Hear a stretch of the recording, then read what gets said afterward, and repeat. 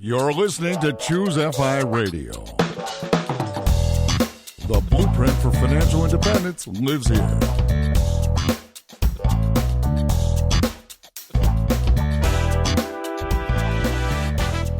If you're looking to unlock the secrets to financial independence and early retirement, you're in the right place. Stay tuned and join a community of like-minded people who are getting off the hamster wheel and taking control of their lives in the pursuit of financial independence. Choose FI, your home for financial independence online.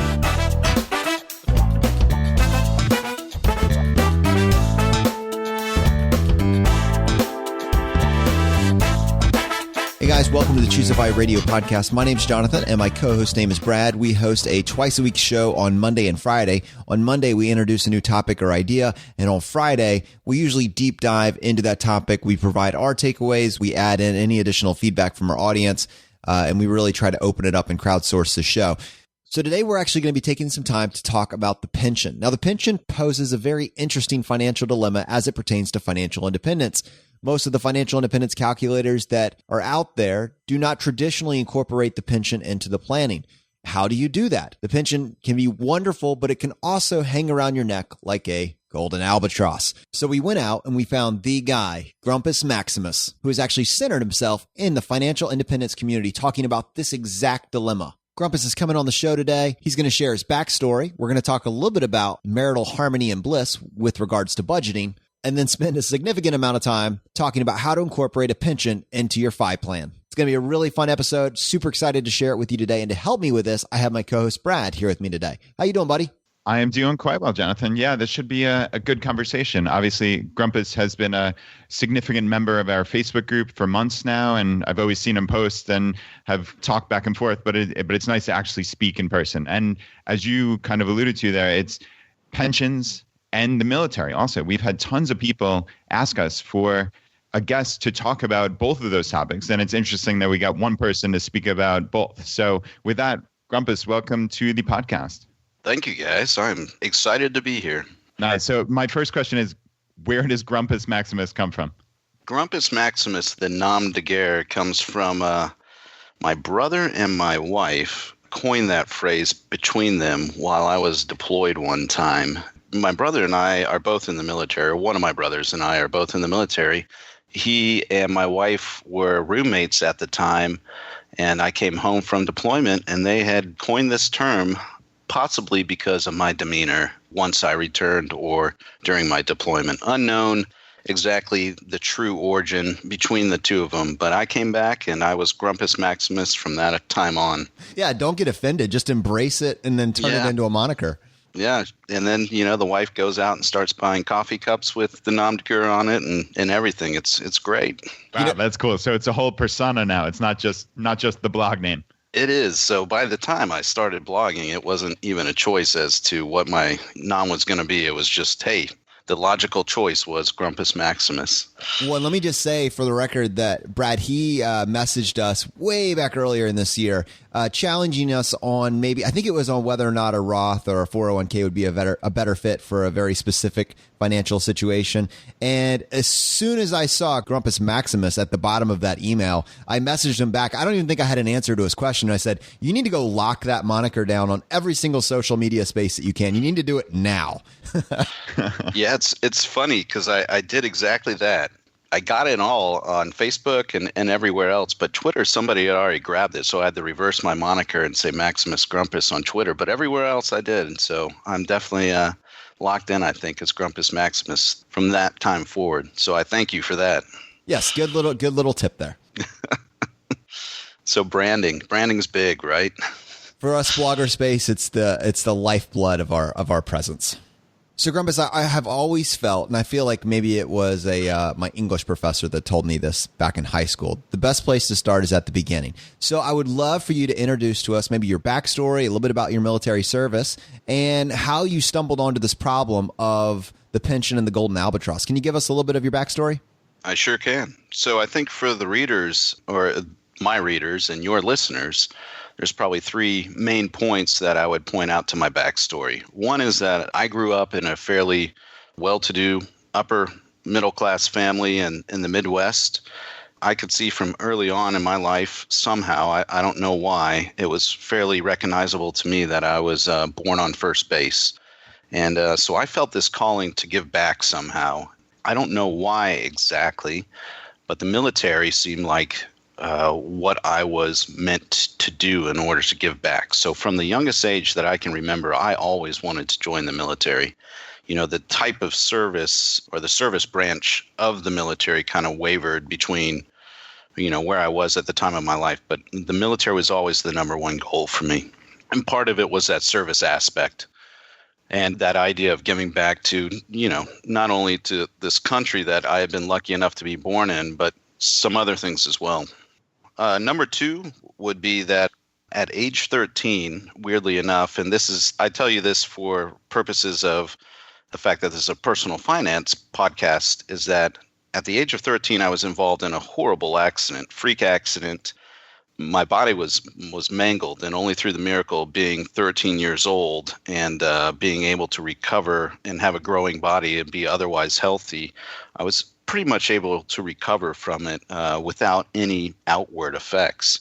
But one of the side results or the byproducts of that accident was I was involved in a personal injury lawsuit, or at least my parents were on my behalf, in which I ultimately received around $100,000 by the age of 15, 16 years old, maybe, I think by the time the lawsuit was done. And I received that money, or I didn't receive it. My parents took custody of it, and then I ultimately received it at the age of 18. I received it with very little financial training and background, and I kind of convey that in some of the stories on my blog. But, my parents were very conscientious about what this money should do for me and what it wasn't going to be allowed to do for me. And that carried through with me. So I never went out and blew it on a Ferrari or anything like that. But, I hit certain points in my life where I had some money without any kind of the training and background that I really needed upon reflection now, 20, 30, 40 years down the line. So that's number two part of my story right there is like I have always had some money invested, but I haven't necessarily until the most recent years of my life known what I was actually doing. And then part three of my story, obviously, is the military. I did ultimately join the military. I've been in for 18 years. 16 of those years have been spent since 9/11 in a military that's been constantly at war. I've deployed multiple times to multiple different theaters, including Afghanistan and small parts of Iraq. I don't think anybody who's in my peer group in the military could have gotten away from those experiences, considering what our nation's been through up to that point. Ultimately, for me, that was everything I had joined to do was being fulfilled through the fact that, our nation's been at war and deployments and getting the chance to lead people in combat situations and things like that was ultimately some of that calling that I felt to do. And then I want to say, however, and I think there is going to be a however for a lot of people who identify with this, who are in the military and in your audience, is that, at some point, especially with a nation who's been at war for so long, you hit this point, and maybe it's because, you had some experience in combat, or maybe it's just because you're tired of all the deployments, or maybe it's just because you're tired of the bureaucracy that obviously comes along with a large government organization. You hit this point where you feel like you're not sure if you can do it anymore. I came to that point about 2 years ago. I was about 16 years into the military. Ultimately, I had a mental breakdown. I was under a huge amount of stress, and I had experienced some things in my military career that had started to catch up with me. And I was diagnosed with a small amount of PTS, which was diagnosed as mixed depressive anxiety disorder. And I've been dealing with that ever since. And those feelings of not being sure if I wanted to continue in the military were ultimately somewhat alleviated by the fact that I discovered financial independence, the financial independence movement. I was, strangely enough, at the time, near my mental breakdown, I was already involved in taking management of my own money again and educating myself. I was on this, I call it on my blog, a 2-year journey to educate myself on personal finance, everything I could, from listening to podcasts to reading books to reading blogs. I actually call that the three-legged stool of knowledge on my blog as well. But the point is, I was kind of already along this financial journey when I hit this golden albatross moment, as I have now termed it on the blogosphere, of you hit this point when you're in this pensionable job. My peer group in the military, it's an all or nothing pension. You get it when you hit 20 years of service. And I was at 16 at the point of my mental breakdown where I wasn't sure if I could go on. And so this, you're sitting there trying to judge, should I walk away from, this guaranteed amount of income for the rest of my life because I'm so dissatisfied or upset, or I got so many issues going on? Or do I continue on, struggle, and just grind it out until you hit that point and you're good, and then move on from there once you're vested into your pension? That's something a lot of people struggle with, as I find out on my blog. And it's not just in the military. A lot of these pensionable jobs that are left these days in the U.S. economy, at least, are government jobs. Some of them are not the nicest jobs in the world. Other ones, like police and fire, you see a lot of bad things, and a lot of that stuff catches up. And even some of the pensionable jobs out there in the private industry, like working on a car line, assembling cars or something like that, that isn't something that everybody wants to do for the rest of their life, right? There are other things in this world that people want to do, but that pension, that golden albatross, as I call it, keeps them there. And when I coined that term, a friend of mine and I had gone forth about, well, that's just the golden handcuffs. I think that's, a lot of people are familiar with the idea of golden handcuffs. But when I started researching golden handcuffs, turns out golden handcuffs is a business term specifically built for high-level executives, right? So you often hear it attached with golden parachute as well. For when they leave those jobs, they get a huge golden parachute. But the golden handcuffs idea was really meant to keep executives with large sums of money doing jobs they may not necessarily want to do. Maybe at companies they didn't want to be with it anymore or anything like that. So the idea of sticking around for the pension specifically for kind of the worker managerial class that I was looking at was undefined. And so me and this friend kind of came up with this term, golden albatross, as a result. I would say you're sanitizing the term because you are now the number one entry on Google for the golden albatross. But if you scroll down to number 5, unfortunately, Urban Dictionary does have an alternate definition. So we'll just leave that one alone. It's a family-friendly show, so I think we'll stay away from that. But I like your definition much better and think it's incredibly appropriate. I agree. It changes the math when you have this pension. You're sitting at a job that you've been working for 10 to 15 years, and you get to this point where you don't know if you want to keep doing this particular job. But depending on whether or not you ride it out, it so drastically changes the math that you're almost going down 2 parallel paths. Yeah, so that's an unbelievable tool for financial independence, right? Back in the day, up through the late 70s, early 80s, the pension was the retirement planning. There were a lot of people who didn't need to do anything else. The pension was going to be there and would provide everything for them. Obviously, that has changed over the last 3 decades, and the pension is just yet another tool in the toolbox of trying to achieve financial independence, if you so choose to do it, right? If you so choose to use it in that format or fashion. And that's a powerful draw to keep somebody in a job situation or in a work environment that they may not necessarily want to stay in or want to be in. And, as you guys point out all the time on this podcast, there are other things that we're meant to be doing in life other than just working, one job. But that pension, and obviously in these days of the health insurance fluctuations and stuff like that, those benefits connected to those pensions oftentimes are a draw to keep people in those positions doing jobs that, they may or may not want to be doing long term. I guess I would provide one caveat. I don't want people to interpret my issues as me saying, oh, I hate the military, or I somehow have grown so dissatisfied with it. It's not that at all. It's just, hey, I I hit this point where I feel like I had done enough. I had achieved all my goals. It would just happen to be 4 years earlier than what my pension was going to pay out.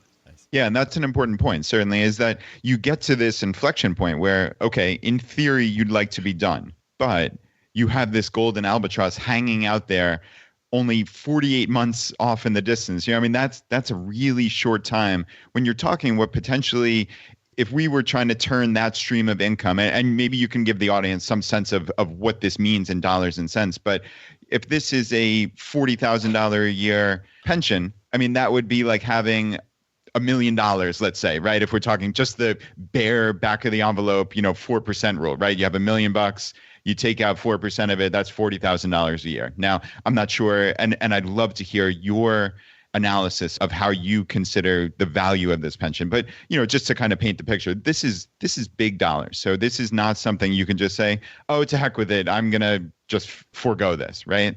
Correct. So I actually spend a lot of time on my blog, and I've written this series called the Pension Series, and a lot of that series is dedicated to how to quantify your pension. So how to value it, how to value so just monetarily, like how to value it with the idea of, does it have a COLA? Does it have a cost of living adjustment? Does it adjust with inflation over the years, or does inflation slowly eat away at it? And then how to value some of those other benefits that go along with it. Obviously, the medical one is huge these days, and it's just I struggle, and I work with other people in the blogosphere like Big Aaron McCracken and some other folks at trying to qualify and quantify exactly what a pension would do for you in your retirement. So for your financial independence plan, and then what you are potentially walking away from. And I think that's like where I really came from with the pension series to begin with, is I had these struggles about what was I potentially walking away from when I hit my mental breakdown a couple of years ago, and seriously thought about leaving the service at 16 years, and only 4 years away. What am I walking away from? And it turns out, for me, at a guy at my rank and service length, that was around $55,000 a year at the time. And of course, you get all the medical that goes along with it. You get a whole bunch of other privileges that go along with it to go on base and, buy gas on base and buy your groceries on base and just all sorts of things. And, you value that over time. You use compounding interest, you much like, people do with the 4% safe withdrawal rate, or 3.5% safe withdrawal rate, as Aaron McCracken likes to say. When you look at it, you are walking away as a military member who would be retiring in their mid-40s like I would be, well over $1 million worth of payment over a lifetime. And that is security that you are ultimately walking away from, especially when you're talking about a federal government pension.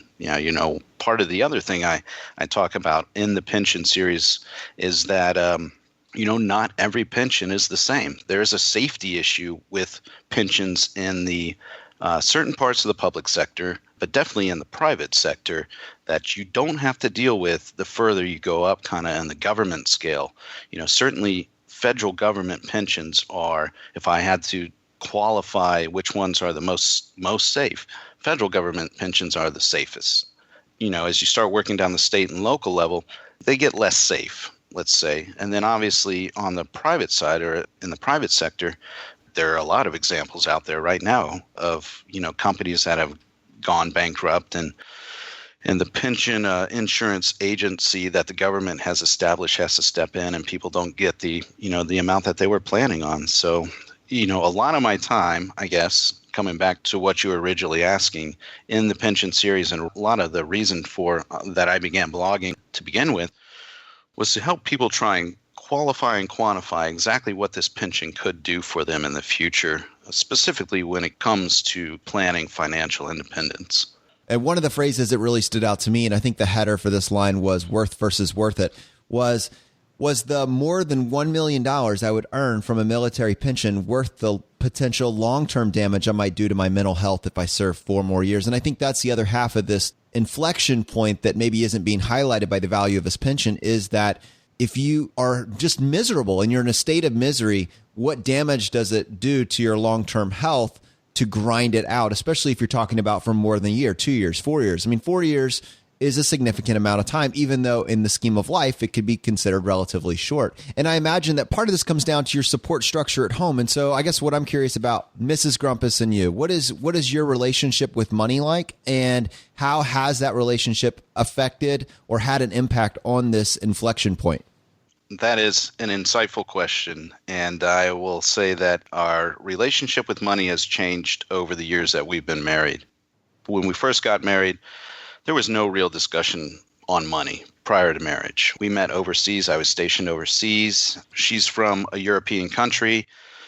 We got together, moved back to the States on a fiancé visa, and quickly got married. And then, we started living our lives together. Then the topic of money starts coming up. And I, by nature, somehow, through my upbringing, my parents raised me to be somewhat frugal, even though we came from what I would consider a well-to-do family for the Midwest.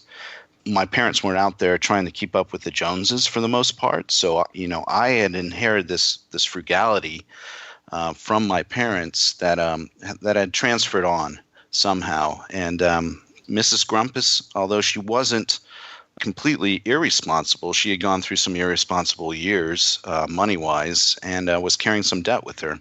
I didn't know that before we got married, so we quickly butted heads on that in our early marriage about the formation of a budget for the family at home. And at the time, it was just us, and we quickly knocked it out of the park as far as getting rid of that debt as soon as she got her green card and started working. It wasn't an issue, but that set a tone within the family for how the finances would be handled long term. So as great as Mrs. Grumpus has been supporting me emotionally and family-wise, from being the leader of what I jokingly refer to as the camp followers on my blog, us and our two children now. At the time when we were just two dinkies earning a living, with a lot of money coming in, it wasn't always the same as now. I mean, there wasn't a clear idea of what we needed to be saving all this money for. And to be honest, I didn't have a clear idea of what we needed to be saving all this money for either, other than that's just what I've been kind of taught to do by my parents as far as, hey, once you start making money in this world, you got to save part of it because you're not always going to be working or you never know what will happen in life. And so we struggled early on, Mrs. Grumpus and I don't lie. I think I wrote an article about how we headbutted, and I didn't handle it the best. I just kind of laid down, okay, here's the budget, drop the mic and walk away. And that didn't set a great pace or tone within our relationship for how money issues would come up and be discussed. But over the years, we have gotten far better with it, I think. We have learned to live well within our means, saving anywhere from 30 to 40% a year. And this was, well before we discovered financial independence, or I came to this epiphany about what our savings coupled with my pension might be able to do for us long term. And, she is great with it now, shopping at Costco, planning out meals, the whole deal. I didn't have to do a lot of that, but, a lot of that stems from the beginning of our relationship where we did butt heads quite often early on about how we were spending money. And, we still, from time to time, we talk about things. I think naturally I was just born to hate spending money. Well, I love that. I love that that's ingrained into your moniker, but I'd like to slow down on that if we can, because there's many couples out there where maybe either the wife or the husband is just ingrained in the FI community, and they are just soaking up the podcast and the blogs, and they're taking this back to their spouse. And because they're mic dropping, there's some serious resistance because they're saying this is what we need to do. There's no buy-in. And so I'm just curious, if you could dig out some actionable tips from where you started to where you are now, where you're clearly not both. You're not both soaking up everything that you can read about pensions. You're not going on there and finding and reading all the blogs and all the articles, but you're more or less on the same page at this point and you're pursuing a common goal. Is there any actionable advice that you can give to someone who's maybe a few years behind you on this path? Yes, absolutely. The first one would be, especially if you're trying to initially get a handle on your finances in a young marriage or as a couple, is that it's got to be done together. That was obviously my biggest mistake. Was I discovered after we got married Mrs. Grumpus had some debt, $10,000 worth of about credit card debt. I'm like, right, there's a problem. I'm the kind of guy who's just born to solve problems. So I went away and solved the problem. I'm like, all right, come back. Here's what we're going to do. We're going to go boom, boom, boom, boom. I thought I was solving the problem. What I was doing was creating a different problem because I didn't involve Mrs. Grumpus in any of those plans or decisions. We didn't sit down and, knock out a budget together or figure out, hey, this is how we're going to transfer it. So that was one thing I would say right off the bat is it's got to be a plan that you are determined to solve together. If you don't have buy-in from your other half, you are setting up yourself for a much longer amount of complications. The second thing I would say is you have to track your money. I am huge on this. Budget, yeah, yes or no. I'm kind of up in the air on that. But the idea of tracking your money and knowing where all your money is going just comes back to pay dividends over and over again throughout your financial life, regardless of whether or not you're attempting to achieve financial independence. Just knowing where your money is going and what it's doing is absolutely important. So if you've done step one right and you've involved your spouse or your significant other, and then step two is you're tracking money. So you have this buy-in, you have this agreement together that you should be tracking your money and knowing where it's going and what it's doing. Then I think it makes some of the other steps easier as you go along.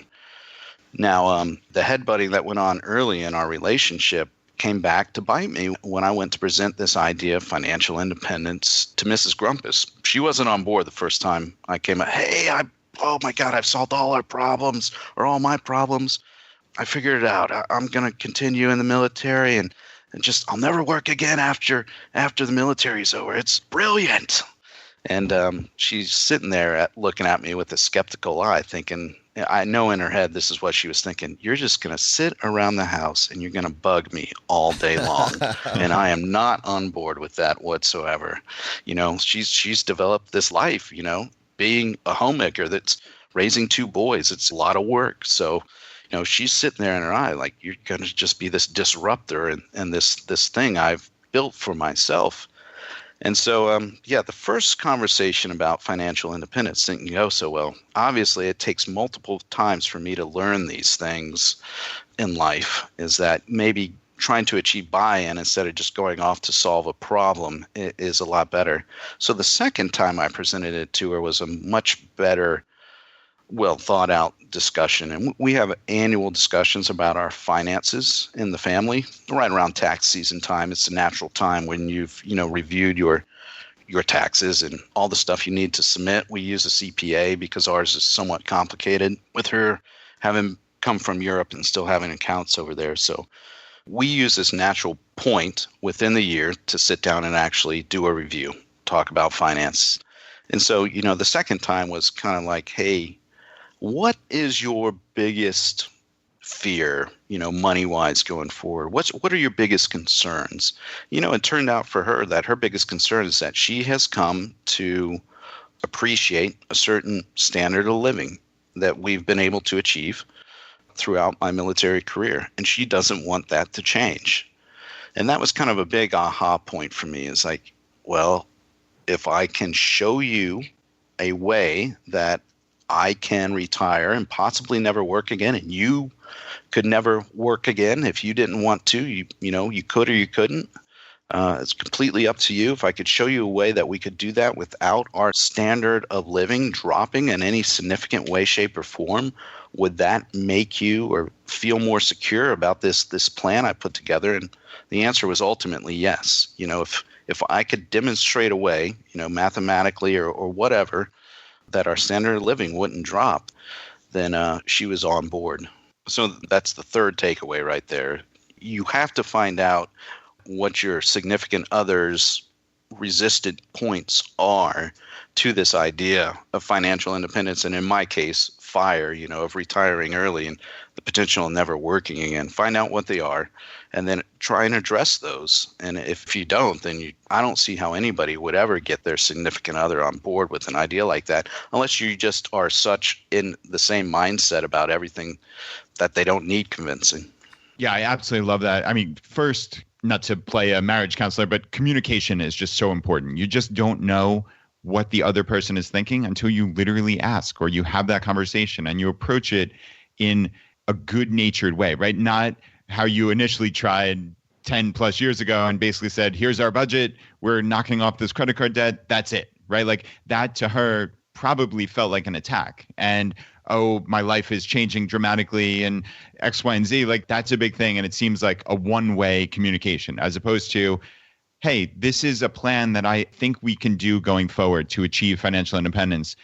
What bothers you about this? What concerns you? I mean, I think that's a brilliant strategy. And I think that's something I try to focus on here on the podcast is like, try to meet people where they are. Try to figure out what lights people up, what would be resistant for them, what would make them excited about financial independence. It's not about just, this is what the math says and that's that. Because frankly, the math, that appeals to maybe 10% of people out there, but it's the why that appeals to the other 90. And it's finding that strategy. I think you did a brilliant job. And what I love, I had this vision of like back in the early days, you have this budget and maybe it's even a relatively easy budget to follow, but just the conflict it caused. And you had this one paragraph in this article that you wrote, and you said sticking to the budget was not at all that hard, although she could have a different opinion about that. The real issue was the resentment the budget created. As someone who had worked her entire adult life only to give up her career to immigrate to the USA on a fiancé visa, marry a serviceman, and await a green card,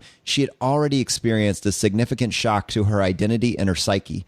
At best, she viewed the budget as my attempt to metaphorically shackle her to the house and kitchen. At worst, she viewed it as a punishment for a mistake in which we were both culpable. In fact, considering her resistance to the budget, it was probably both. And I have this vision of you sitting on Mint or whatever like software that you're using at the time to track your finances, and you're just asking her about each individual receipt saying, all right, what category is this? Okay, what category is this? And her just totally shutting down on you. Yep, that is correct. That is exactly what I did. And it was the wrong way of going about it. That's one of the reasons why I wrote that article was because I could see in your forum on Facebook, all these people, this question comes up constantly, right? And so I wrote this article to convey, hey, don't do it the way I did. And a lot of my articles on my blog are like that because I've learned so many money mistakes over the years. But, that one in particular is like, sure, it worked out okay in the end, but, there's a much easier way of going about this, and it's not the way I did it. But this expands not just to your spouse, but to your immediate social circle, to the people that you care about deeply, that you want to see achieve just a better level of financial success in every aspect. And this is one of the things that I always give so much credit to Brad about. He's so much better at that strategy. And instead of telling someone what they need to do, talk to them about their aspirations, their goals, that sort of thing. Get that buy-in first and then see what's that gentle nudge that you can give. What's that one like small light bulb moment that you can encourage somebody with. And the strategy is so valuable with this whole conversation. It is. And it's not something that, especially a person like me in the military, an officer who's been told from the very beginning of their military training, hey, you're an officer, you give orders, other people follow. That doesn't transfer very well to the home life, first of all. Just as an overall general rule, not a good way of trying to carry your home life. And certainly it doesn't help in the conversations about, money, financial independence, security, those types of things. As you said, it's got to be a two-way conversation. It's got to be about finding what it is that motivates that person or what fears they have and trying to solve those fears or allay those fears somehow. And now that you've overcome those fears with your wife and had this conversation, I'm curious, what does financial independence look like to you? So you're only a couple years away from getting this pension. You've been saving, as you said a number of minutes ago, 30 to 40% plus. That's probably before you found the FI community. So you're sitting in a very enviable financial position. Like, what does FI look like when you retire? What it looks like for us is we will go back to Southern California, hopefully. If not, we have a few other geographical alternatives in the U.S. Near military locations so that we can benefit from, all the things that a military retirement has to offer as far as those extra perks and things like that. And we'll own a house outright, and we will have an ability to pay for our boys' college. We will have an ability to essentially do whatever we want. We could work again. We could start a business. She could go back to work. Doesn't matter because We don't need to do it if we don't have to. And that's what financial independence looks like for us is, the world is our oyster after that point, essentially. Nice. Yeah, I absolutely like that. And I just wanted to kind of ask a random question that came up in my mind when you were telling your story. So you're 16 years in, obviously you have this situation with PTS and you're trying to decide, can I make it to the end here? Did the decision ever almost go the other way? Did you ever actually almost retire from the military and just say, to heck with the retirement, it sounds great, but I just can't make it. And I've been saving this money. I think we can do it nonetheless. Was it ever that close, I guess, is my ultimate question. I think for me, no, that would be the answer there. As soon as I had the mental breakdown, I got myself checked into therapy, started seeing a therapist, and started to solve my mental issues, or at least, try to solve those issues, as well as I continued on the financial educational journey I was on at the time anyways. And it kind of all came together in many ways about, I guess a little over a year ago. I was listening to Tarabi. What's her first name? Farnoosh Torabi. Farnoosh Torabi's podcast. And she interviewed Jim Collins. And I'm like, whoa, this is what? What's he talking about? This, idea of FU money, and he's making some references in this interview about this idea that you might be able to accumulate enough money to never work again. And so I immediately went and checked out his blog, got his book because his book had just come out, downloaded it on my Kindle, and I read it, and it blew my mind. And I'm like, not from like the aspect of, hey, low cost index funds and stuff like that, because I was already there at that point. I had done all the research and kind of knew all that math. But this idea that, especially with Mr. Money Mustache giving the intro, this idea of, accumulating enough money to never work again. And so I went away from that, trying to examine, can I do that now? And the obvious answer was no. The obvious answer was, yeah, we had accumulated a lot of money, but we hadn't accumulated enough to where I would never work again. And a lot of my anxiety and stress I had placed on myself up to that point was this unnatural belief that I had to go and find another job after the military. So in the years leading up to my mental breakdown and, my PTS and things like that started catching up with me, was this idea I would always go on from the military to do something else, be that government contracting or another government job or something completely different altogether. Was this idea that, you just don't retire from the military and never work again. That's unless you retire as, very high in the officer ranks. You just don't do that, right? That's just, you don't have enough money to live on. But the discovery of the fact that with the $55,000, $60,000 that my pension would bring in every year, depending on exactly when I retired, coupled with what we had already saved, was a completely it was a game changer. It was a completely different ball game. So I guess to answer, that was a long way of answering your question, Brad, is that I was never really that close to smashing the eject button and getting out. I never submitted my papers, my resignation papers, or any of that drama, because kind of all this stuff kind of came to the head weirdly, maybe serendipitously all at one time. My mental health issues, this financial journey I'd been on, listening to that podcast and finding this idea that Jim Collins had presented, and then, going on from there and just reading all the blogs I could about this idea of financial independence. So sorry, long. No, that's a great one. I was actually going to say to you, I'm actually glad you took the long-winded approach, because you set us up for this perfect transition to talk about how to calculate your gap number, because that's essentially what we're talking about. You had this epiphany that while you did not have enough money saved up to technically call yourself at FI, you had this golden albatross waiting for you just a few years down the road.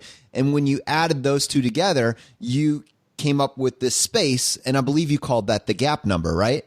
I do, yes. So I wrote an article about how to calculate your gap number, and it's exactly about that. It's about looking at, again, evaluating and quantifying what your pension is going to bring in at whatever retirement point you choose, and then figuring out what the difference is in what you project your expenses to be. And I've heard you guys talk about this issue on the podcast before. It's one, I think it's great. It's a brilliant thing in that when you're talking about retirement planning or you're talking about FI, you need to understand what your expenses are. You don't need to concentrate on trying to replicate how much money you're making in your working years. You need to understand what your expenses are going to be in your post-retirement or post-FI years or whatever you're trying to shoot for, and understanding what kind of fixed income streams are going to solve part of that equation, and then what the safe withdrawal rate coming out of your investments is going to do to solve the rest of that equation. And that's really this essence of trying to solve for your gap number, is that for as a pensioner or as a future pensioner, I have a certain amount of fixed income that's going to come in. So that takes my safe withdrawal rate number, or that magic number that a lot of people are saving for, down a huge percentage, right?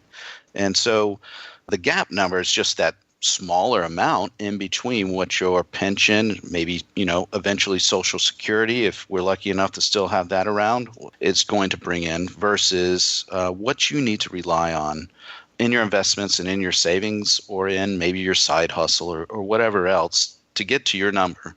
And we won't try to replicate the wheel and go through all of your article series. I think it's enough to say right now that is not as difficult of a problem as it sounds at face value. It is quantifiable, but you are going to have to do some research, and it will depend on your specific scenario. I know that when you were doing the research for yourself, there were a few financial calculators that you found very useful. Could you maybe talk a little bit about the resources that you leaned on? Yeah, I can. And I'd have to give a huge shout out to Darrow Kirkpatrick and his website or blog, Can I Retire Yet? After I found Jim Collins and really started to get into this idea of maybe never working again, I had to go out and figure out how to make those calculations. And somehow I found Darrow Kirkpatrick's book, titled the same title as blog, Can I Retire Yet? In that book, he talks about the need to use good financial calculators. And I think Darrow's probably done the exhaustive analysis on what are good financial retirement calculators versus what are probably not so good. And he's got these levels and tiers of like more high powered versus less high powered. I ended up using, of course, FireCalc is one of the popular ones that a lot of people use.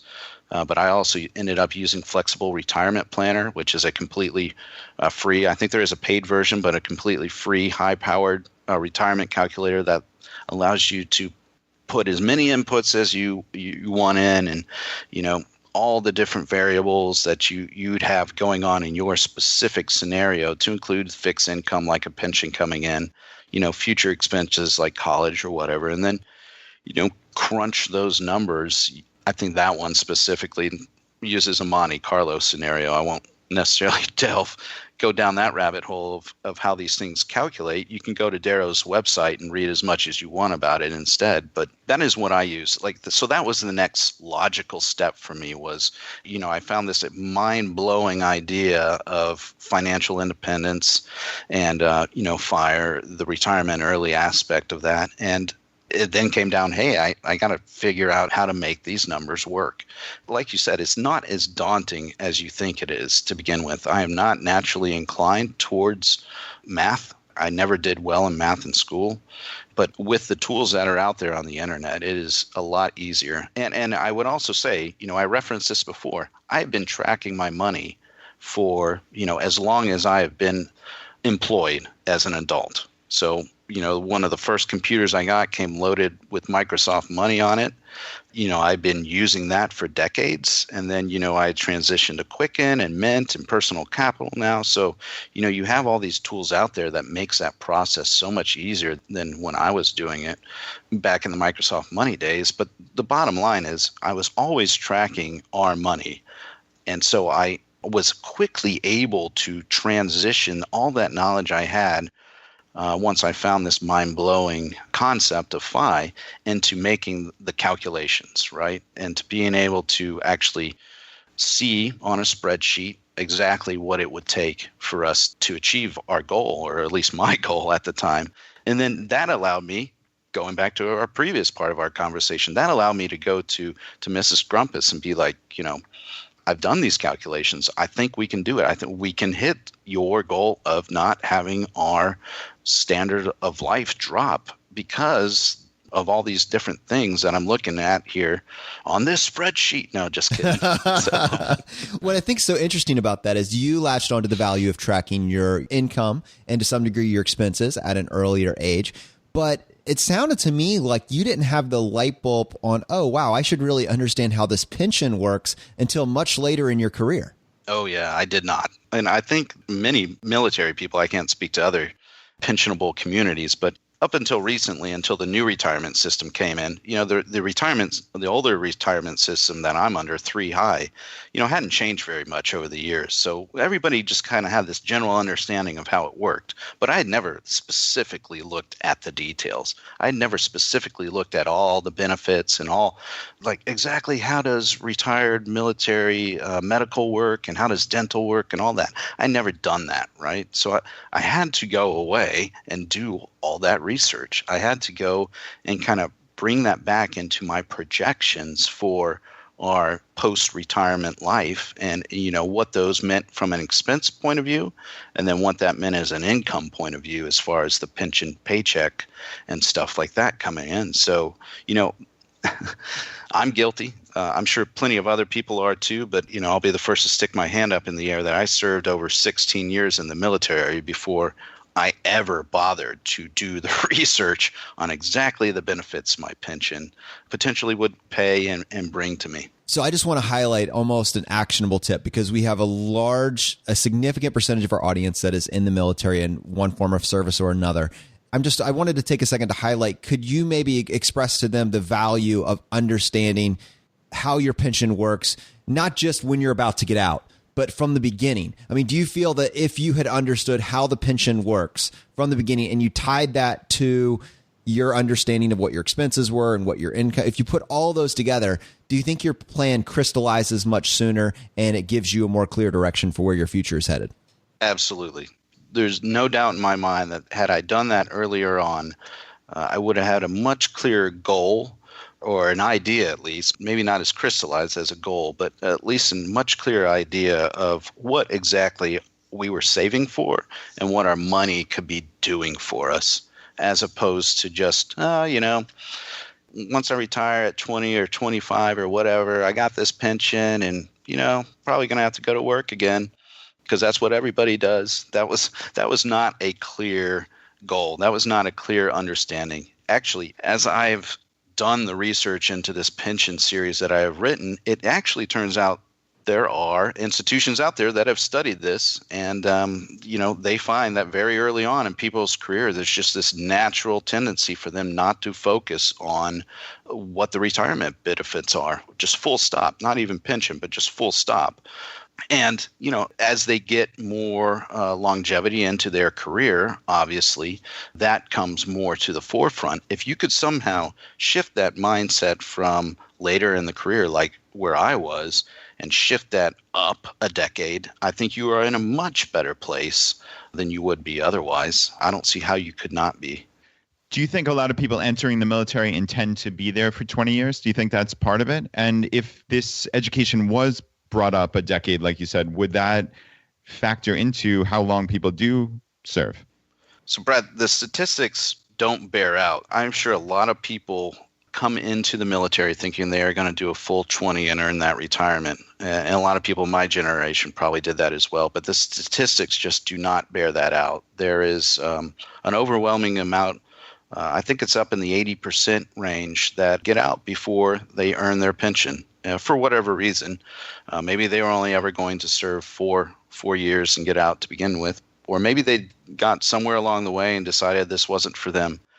For whatever reason, there is only a small percentage of people who have actually been able to carry on through to that 20-year mark and earn that pension, which is one of the reasons why the DOD has now gone to this new system where you can walk away with something like a 401k through the thrift savings program that, previously there was no match. So it was an all or none thing for me, and it still is. But the younger generation now is, I think, getting a somewhat better deal in that they don't have to worry about that all or none as much. They won't get the huge pension unless they stay in, but they will at least walk away with something. I'm curious also, have you been able to present financial independence or any of these topics to any of your colleagues in the military? Like, have you actually had conversations with anyone? It's funny you should ask that, because my blogging actually had a previous career as some emails I was sending around my command of, hey, I'm new at the command. I'm really into personal finance and stuff like that. Yes, you have all your regular methods of contacting, the family career center and things like that. Or, you could read this email that I've put together. A lot of my blog posts started that way, as previous to me even having this idea that I would become a blogger, of just being these emails that I would send around the command of, hey, have you ever thought about this? Or, hey, here's some blog sites you might want to check out, or, just various things. So I have tried to spread the fire, as you guys are often saying, within the command I am currently at. My previous command, it wasn't set up necessarily that way, and I wasn't naturally at a point anyways to really start talking about it. But it's certainly, since I've been here in Hawaii for about the past year, I have been trying to do that. And I've had, a little bit of success. One of the non-commissioned officers, one of the senior non-commissioned officers who I work with, recently approached me and said, hey, I'm in this math class, and we were talking about compounding interest, and then all that stuff that you've been talking about for these last few months started to make sense. And so I'm transferring over my accounts. I've paid off my credit card debt, blah, blah, blah. And I'm like, wow, that's great. That's awesome. Let's sit down. Let's talk and help you get there even sooner. I take the approach, I'm kind of like the guy on the beach throwing one starfish back into the sea at a time. You throw some general comments out there, or an email or something like that, to try and stimulate some conversation, see who's interested. After that, you just got to engage on a person-by-person basis. I agree. And certainly don't discount the value of that 1, 2, 5 people that you've spoken with, because I've found in my own life that this does really increase exponentially. Like, I'll tell someone about Phi or about my podcast, and then I'll find like they go and talk to other people in their lives. Like I randomly met someone yesterday at my CrossFit gym, and he's like, oh, hey, you're Brad. I listened to your podcast because this other guy was telling me about it. And it's like, it's crazy, right? Like, how cool is that? And it's great. And I'm not the most outgoing, like, oh, I have this podcast type of person. Like that's just not my style. But like, so I never would have had this conversation with this guy. But now, he's a salesman. He's in his car all the time listening to the podcast, and who knows who he tells, right? And it just goes on and on from there. So we make the impact that we can in our lives. And so definitely don't discount that. And for the audience out there, that's the strategy that I always talk about is find those people who may be interested in this and just talk to them in passing about it. Don't stuff it down people's throats. That's just not going to work. But, you find that 1 or 2 people, and then you've got a group, and then some other people might join you, and it just goes on and on from there. So I think that's the best strategy personally. Yeah, I know you guys have probably seen this as you built both your podcast up and as well as your Facebook group.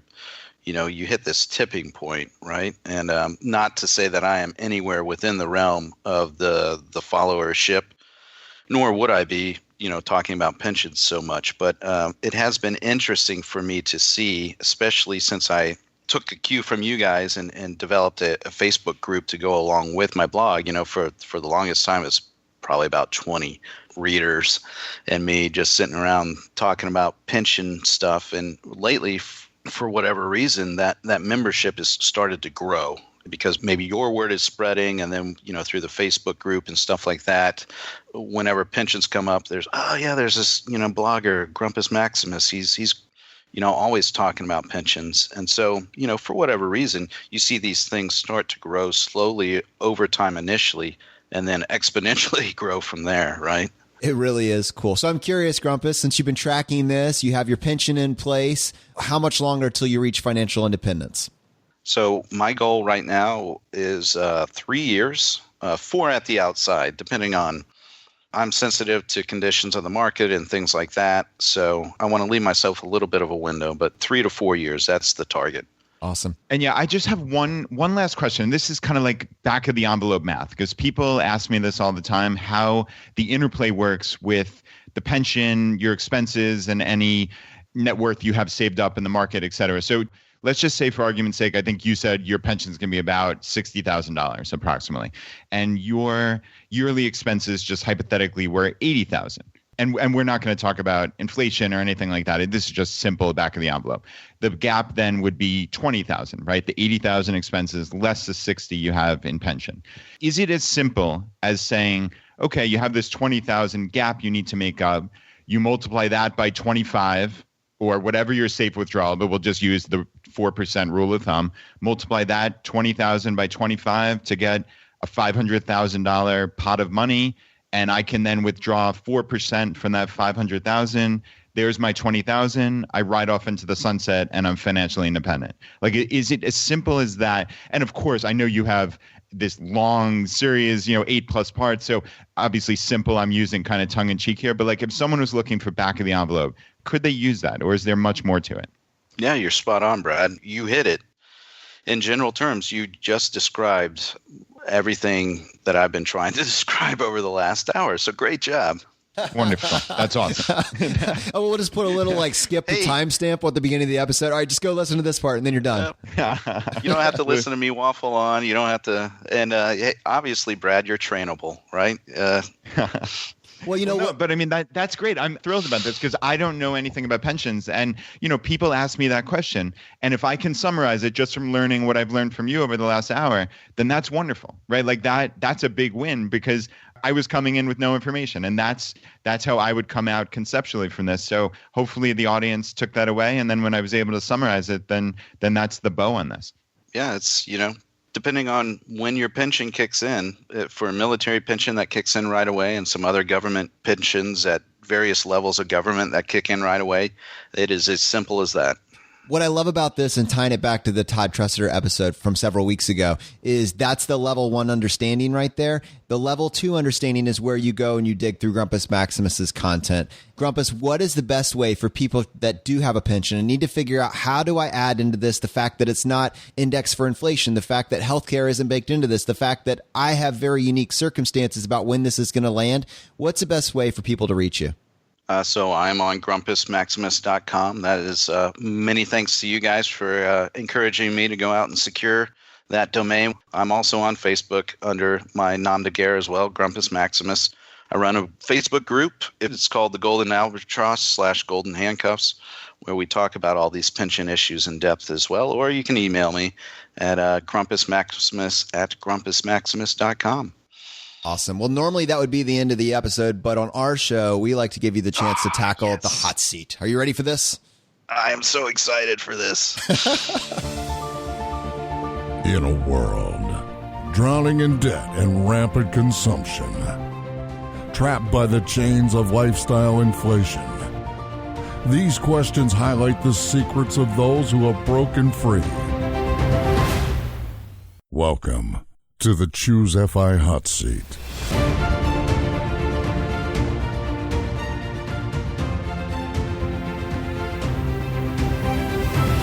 Do you guys just walk around with that playing in your head everywhere you go? I think that would be like my theme music with voiceover in the background. Like, yeah, this is awesome. So I listen to the podcast at the end. Yeah, it's great.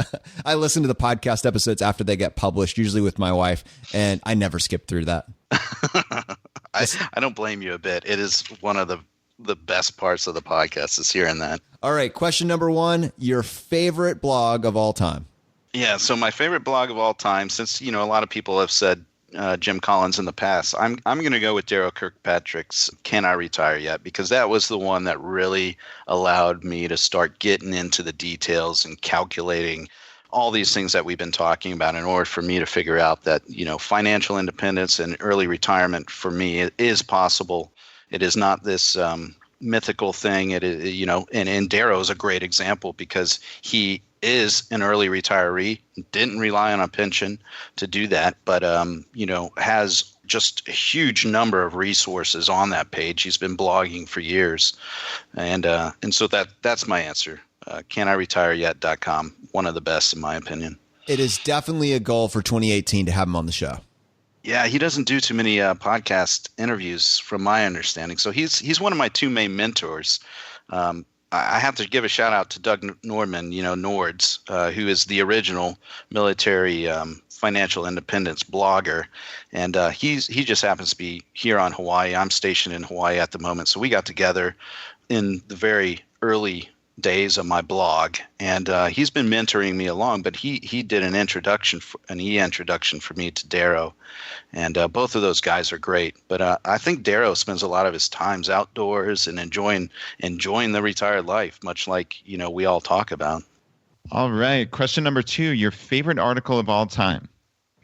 Obviously I listen to the podcasts avidly, so I knew this one was coming, and I'm going to take a cop out and say I have yet to be able to find the exact article in Jim Collins's blog that corresponds to the idea of the 4% safe withdrawal rate and what he talks about in his book a lot. So it's somewhere on his blog. I haven't quite translated it, but the theme from the book that I pulled away, and just the mind-blowing aspect, not so much of what he talks about in his stock series about index funds and things like that, and how to cut your costs, and just the simplicity aspect of it, but the other side of, hey, this is what your money can do for you in retirement, and getting into he discusses it in his book a little bit, getting into the Trinity study and stuff like that. And I know, some people have some issues with it, but just as a general intro point into this whole idea of a safe withdrawal rate,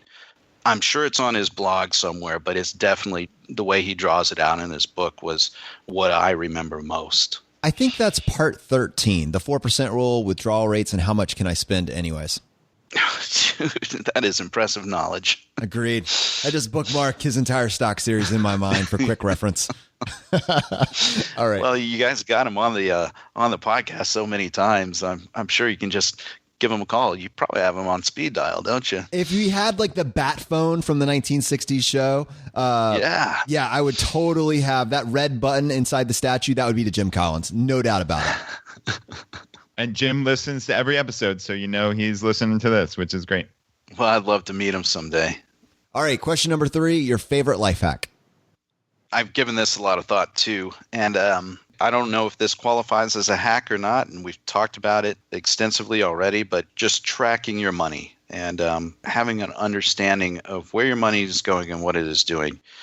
I was doing that for years without any real understanding as to why I did that. But when I did have the realization that I needed to be doing that, it was all there for me. So, when I started making the calculations about financial independence, all that information, I had years and years of data. So my confidence in the numbers I was projecting is, especially as far as expenses go in retirement, I have a much higher confidence because I've been tracking our expenses for decades.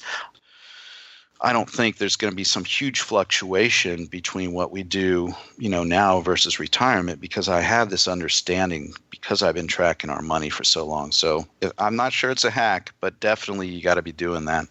I love it. That is perfect. Absolutely. Question number 4, your biggest financial mistake. Oh, that is easy. And that is, and I wrote one of my personal favorites. I don't know if it's anybody else's personal favorite article about this. I sold 300 shares of Amazon in late 2004 in order to accumulate enough money for a down payment on a house in Southern California at the height of the housing market. And the compounding effect of that cost over time. You could have just bought the house now. Oh, multiple times over, I think. It's just... Oh, God, the tears were streaming down my face when I was writing this because I had always known that was a mistake. After the housing crash, everybody kind of knew, that was kind of a mistake for buying at that height of the market with that frothiness. But I had never actually gone away and calculated the cost. And it wasn't just Amazon. I sold a basket of stocks, but Amazon's like the biggest one in there that if I had just hung on to it, I wouldn't be sitting here probably talking to you today. All right. Question number 5, the advice you would give your younger self. I think education in the personal finance realm has got to be the number one piece of advice. If I could go back in time to that 18-year-old Grumpus Maximus that, legally took ownership of the money from this lawsuit that I mentioned at the very beginning.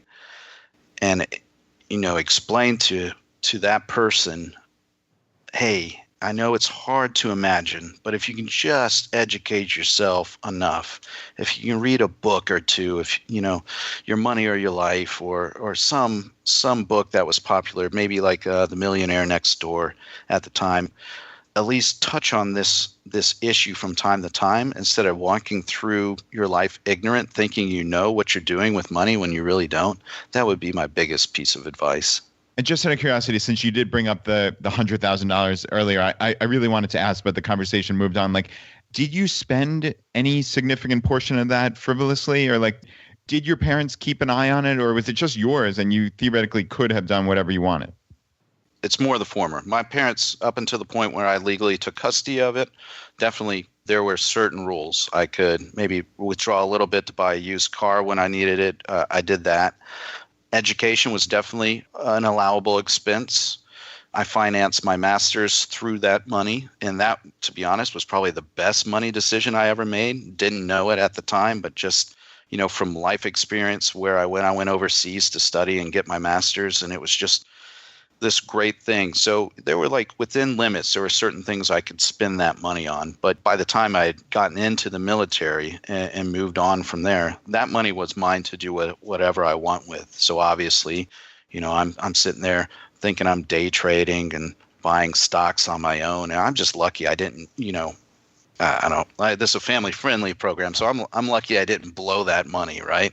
I'm lucky it just didn't go away. Somehow, I think in the back of my head, I kind of knew what that money was supposed to be. And my mom had always told me, hey, this money is for you later in life because these injuries are going to catch up with you. And you need to have made this money do something for you in that aspect of being there for you later in your life, because who knows what kind of medical issues are going to come out of this accident later on down the line.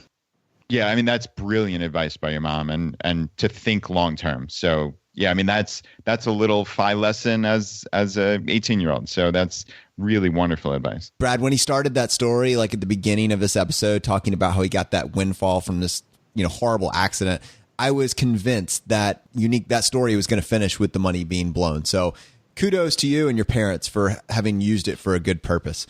We do have a bonus question for you. Your favorite purchase made on Amazon.com last year? So I bought an electric bike to make my commute easier because I don't know if you've ever been out here in Hawaii, on Oahu specifically. It's hilly, and I live at the top of an 800-foot climb. So at the end of the day, I was coming home exhausted, and I bought an electric bike. And it was a great purchase in as much as I realized I love the experience of being able to bike to and from work. Couldn't do it without the electric part of it at the end coming back up that hill. The purchase itself, and I actually just published an article on this, wasn't the best purchase.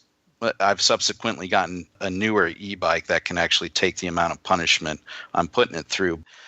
But overall, the initial experience in buying that off of Amazon was probably the best thing I've spent my money on in a while. Grumpus, thanks so much for coming on the show today and sharing your story. First of all, you are welcome. And then thank you as well for a young blogger like me. This has been a huge experience, a great experience for me. So thank you as well. Thanks, Grumpus. Have a great day. Thank you so much for listening to this episode. I hope you got value from it. I hope that if you have a pension and you're trying to figure out how do I incorporate this pension into my FI plan, that this added a little bit of construct. Definitely go check out Grumpus's content if you want more information on that. Thank you so much for listening. Thank you for being a part of this community. If you want to support us, here are 4 easy ways. 1, leave us an iTunes review. If you want to do that, just go to choosefi.com/iTunes. 2, use our page to sign up for travel credit cards. If you want to travel the world with miles and points instead of your hard-earned dollars, then just go to choosefi.com/cards and get started today. 3, if you're working on the milestones of FI, set up a personal capital account to track your progress and use our affiliate link. It's completely free, and just go to choosefi.com/PC. P as in Paul, C as in cat. And 4, and most importantly, find your friends, coworkers, and family members who might be open to this message and tell them about the podcast. Have them start with episode 38, The Why of FI, and right behind that, have them go listen to episode 21, The Pillars of FI. It is a fantastic starting place. All right, my friends, the fire is spreading. We'll see you next time as we continue to go down the road less traveled. You've been listening to Choose FI Radio Podcast, where we help middle-class America build wealth, one life hack at a time.